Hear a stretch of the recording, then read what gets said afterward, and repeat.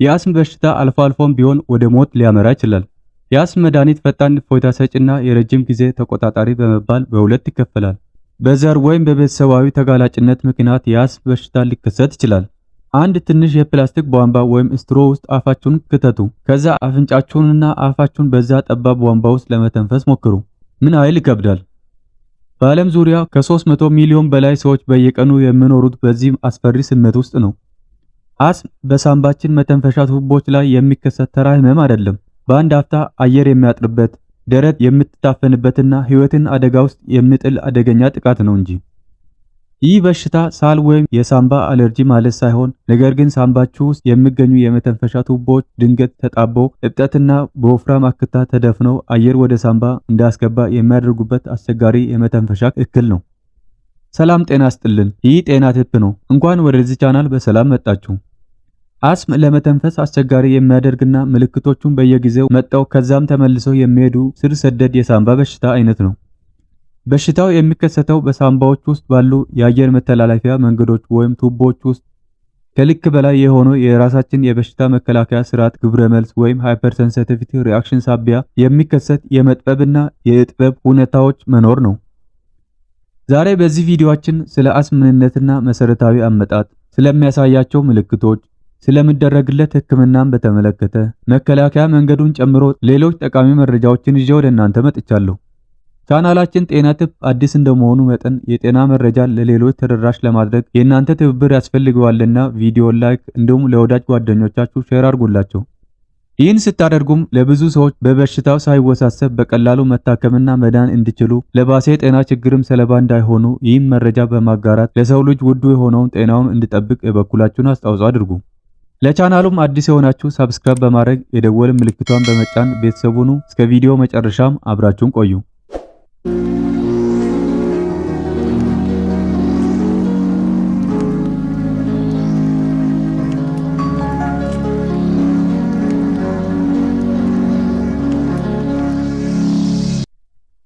ስለ አስም በሽታ አመጣጥ በደንብ ለመረዳት የመተንፈሻ አካል አወቃቀርን በማየት እንጀምር። የምንተነፍሰው አየር ወደ ውስጥ በአፍንጫችን ወይም በአፋችን በኩል ገብቶ በሽሮንክስ ወይም ትራኪያ አድርጎ ወደ ሁለቱ ዋና ዋና የመተንፈሻ ቱቦዎች ማለትም ራይት እና ሌፍት ሜን ብሮንኪ ይገባል። እነዚህ ቱቦዎች በሳምባ ውስጥ እየተያያዙ ወደ ትናንሽ ቅርንጫፎች ወይም ብሮንካይልስ ይከፋፈላል። ታዲያ አስም ትኩረት አድርጎ የሚያጠቃው እነዚህ ብሮንክና ብሮንኪያልስ የተባሉ የአየር መተላለፊያ መስመሮች ላይ ነው። ጤናማ ሰውነት ያላቸው ሰዎች አቧራ፣ ቀዝቃዛ አየር ወይም የሽቶ ጠረን ሲያሸቱ የመተንፈሻ ቱቦዎቻቸው ምንም አይነት የተጋነነ ምላሽ አይሰጡም። በአስም ህመምተኞች ላይ ግን የመተንፈሻ ቱቦዎች ግድግዳው ሃይፐርአክቲቭ ወይም እጅግ በጣም ስሜታዊ ነው። ትንሽ ቀስቃሽ ነገር ወይም ትሪገር ሲያገኘው የሰውነት የበሽታ መከላከያ ስርዓት ወይም ኢሚዩን ሲስተም የሐሰት ስጋት እንደመጣ በመቁጠር የመተንፈሻ አካላትን በከፍተኛ ሁኔታ እንዲዘጋና እንዲያብጥ ያደርጋል። የአስም ልዩ ባህሪው የመተንፈሻ ቱቦ መዘጋት በሂደት መቀያየር ወይም ቫሪያብል እና በመድኃኒት ወይም በራሱ ተመልሶ ሊከፈት የሚችል ወይም ሪቨርሰብል መሆኑ ነው። ይህ ህመም ከሌሎች እንደ ክሮኒክ ኦብስትራክቲቭ ፑልሞናሪ ዲዚዝ ወይም ሲኦፒዲ ከሚባሉ የመተንፈሻ አካል ህመሞች የሚለየው የመተንፈሻ ቱቦ መጥበብ ሙሉ በሙሉ ወደ ነበረበት ጤናማ ሁኔታ መመለስ የሚችል በመሆኑ ነው። የአስም ጥቃት በሚከሰትበት ጊዜ በሴልና በቲሹ ውስብስብ ባዮሎጂካዊ ሂደት ደረጃ በደረጃ በማድረግ ነው። አንድ ቀዝቃሽ ነገር ለምሳሌ የአበባ ብናኝ ወይም ፖሊን ወደ መተንፈሻ ቱቦ ሲገባ አለርጂውን እንደ ጠላት በመቁጠር ኬሚካሎችን ይረጫል። እነዚህ ኬሚካሎች በመተንፈሻ ቱቦ ዙሪያ ያሉትን ለስላሳ ጡንቻዎችን እንዲኮማተሩ ያደርጋሉ። ይህም የቱቦውን ቀዳዳ በጥቂት ደቂቃዎች ውስጥ ያጠበዋል። ከዛም ደግሞ የደም ስሮችን እንዲሰፉና ፈሳሽ ወደ ቲሹ እንዲወጣ በማድረግ የቱቦውን ግድግዳ እንዲያብጥ ከመጠን በላይ ወፍራምና የሚጣበቅ አክታን ያመርታሉ። ይህ አክታ የመተንፈሻ ቱቦውን ቀዳዳ ይደፍነዋል። ህመሙን በአግባቡ ካልተቆጣጠሩትና ተደጋጋሚ እብጠት ወይም ኢንፍላሜሽን ካጋጠመው የመተንፈሻ ቱቦ መዋቅር በዘላቂነት ይለወጣል። የአስም በሽታ በዘር ወይም በቤተሰብ ተጋላጭነት ምክንያት ሊከሰት ይችላል። የአስም ምልክቶች ቀላል ወይም ከበድ ያሉ አይነት ሊሆኑ የሚችሉ ቢሆንም አንዳንድ ጊዜ ምልክቶቹ በድንገት ይጀምራሉ። ከነዚህም ምልክቶች መካከል ስር የሚል ድምጽ የሚሰማ አተነፋፈስ ወይም ሂዊዚንግ፣ በተለይም አየር ወደ ውጭ በሚወጣበት ጊዜ የሚፈጠር ቀጫጭን እንደ ፉጨት አይነት ድምጽ፣ ደረቅ ያለ ሳል ያም በሌሊት በማለዳ ወይም በሚቀዘቅዝ ወቅት የሚብስ፣ ደረት ላይ ከባድ ክብደት እንደተጫነ የሚሰማ ስሜት፣ የጠባብነትና የመጨነቅ ስሜት ወይም ቼስት ታይትነስ፣ የትንፋሽ ማጠር ዲስኒያ ወይም ሾርትነስ ኦፍ ብሬዝ ማለትም የመተንፈስ ችግርና በቂ አየር ማጣት። ምልክቶቹ በየቀኑ በየሳምንቱ ወይም ከዛም ባነሰ ጊዜ ውስጥ ሊከሰቱ ይችላሉ። አልፎ አልፎም ቢሆን እንኳን የአስም በሽታ አንዳንድ ጊዜ ወደ ሞት ሊያመራ ይችላል።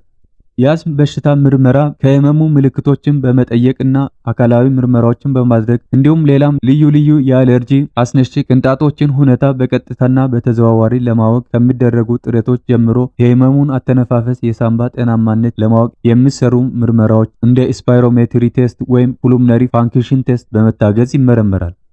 አስም በተለያዩ የመድኃኒት አማራጮችና እንቅስቃሴዎች በማስወገድ እንዲሁም የአኗኗር ዘይቤን በማስተካከል ይታከማል።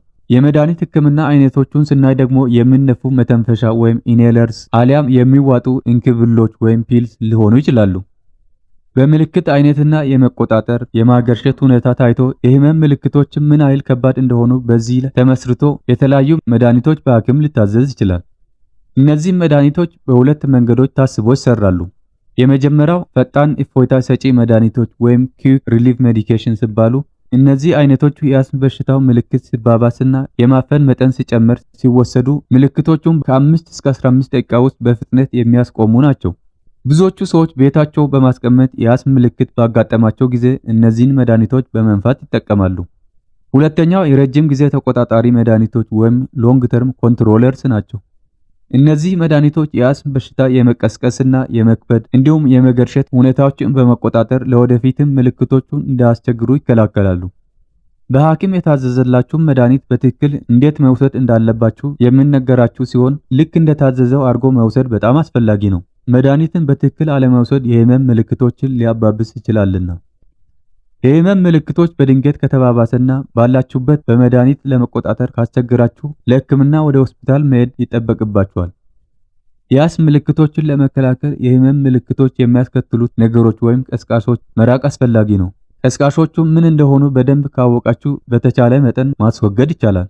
አንዳንድ የተለመዱ ቀስቃሾች የሚከተሉትን ያካትታሉ። አባራ ወይም ደስት፣ ሻጋታ፣ እንደ ውሻና ድመቶች ያሉ እንስሳት ጸጉር ብናኝ ወይም ፉር፣ የአበባ ዱቄትና ተክሎች ወይም ፖሊንስ፣ የሲጋራ ጭስ፣ በጉንፋን መታፈን፣ ውጥረት ወይም ስትሬስ የመሳሰሉት ናቸው። አንዳንድ እንቅስቃሴዎችን ማስወገድ ካልቻላችሁ ምን ማድረግ እንዳለባችሁ ከሐኪም ጋር በመነጋገር መፍትሄ ማግኘት አለባችሁ። ለምሳሌ የአካል ብቃት እንቅስቃሴ አስም ላለባቸው ሰዎች ምንም እንኳን ጥሩ ሊሆን ቢችልም ነገር ግን የአካል ብቃት እንቅስቃሴ ከማድረጋችሁ በፊት ተጨማሪ የፈጣን እፎይታ የመተንፈሻ መድኃኒት ወይም ኩዊክ ሪሊፍ ሜዲኬሽን መውሰድ ሊኖርባችሁ ይችላልና። የአስም በሽታ ድርጊት መርሃ ግብር ምንድነው? የአስም ድርጊት መርሃ ግብር ወይም አስም አክሽን ፕላን ማለት በሐኪማችሁ ምን ማድረግና ምንን አለማድረግ እንዳለባችሁ የሚነገራችሁ መመሪያ ዝርዝር የያዘ መረጃ ሲሆን የሚከተሉትን ያካትታል። በቤት ውስጥ በየቀኑ የትኛውን መድኃኒት መጠቀም እንዳለባችሁ፣ ምልክቶቹም እየባሱ ከሄዱ የትኛውን መድኃኒት መውሰድ እንዳለባችሁ፣ መቼ እርዳታ ለማግኘት ወደ ሆስፒታል መሄድ እንዳለባችሁ ወዘተ። ተደጋጋሚ ወይም ከባድ የአስም ምልክት ካለባችሁ ሐኪማችሁ የአስም ድርጊት መርሃ ግብር እንዲኖራችሁ ሊጠቁምና አጠቃቀሙን ሊያሳያችሁ ይችላል። አስተውሉ፣ እነሆ ከዚህ በላይ ያለው መረጃ ለጠቅላላ ዕውቀት ያክል ነው እንጂ የአስም በሽታ ካለ ግን የትንፋሽ ሁኔታን ለማወቅ የትንፋሽ መሳሪያ ምርመራ ወይም ስፓይሮሜትሪ ምርመራ ማሰራትና በዘርፉ ባሉ ሐኪሞች የቅርብ ክትትል በማድረግ በየጊዜው የሚታዘዙትን ጥንቃቄ ተግብሩ። ታዲያ መድኃኒት በእጃችሁ ኖራችሁ ግዴታ በሐኪም መታየት ያለብኝ መቼ ነው ካላችሁን፣ አንደኛ የአስም በሽታ ምልክቶች ካልተሻሻሉ ወይም ፈጣን እፎይታ መድኃኒት ከተጠቀማችሁ በኋላ መሻሻልን ካላሳዩ፣ ምልክቶቹ ከባድና ለመተንፈስ የሚያስቸግር ከሆነ፣ በተከታታይ የአስም እፎይታ ሰጪ ማስታገሻ መድኃኒቶችን የምትወስዱ ከሆነ በቀጠሮ ወይም ቀድሞ በሐኪማችሁ መታየት ሊኖርባችሁ ይችላል። ውድ ተመልካቾቻችን ለዛሬ ያዘጋጀንላችሁ መረጃ ይህን ይመስላል። ቪዲዮ እንደጠቀማችሁ ተስፋ አደርጋለሁ። ታዲያ ይህ መረጃ ለሌሎች እንዲደርስ ላይክ እና ሼር ማድረጉን አትርሱ። ለቻናሉ አዲስ የሆናችሁ እንደዚህ አይነት ጠቃሚ የጤና መረጃ እንዲደርሳችሁ ሰብስክራይብ በማድረግ የደወል ምልክቷን በመጫን ቤተሰብ ሁኑ። በሌላ ቪዲዮ እስከምንገናኝ በያላችሁበት መልካም ቆይታን ተመኘው።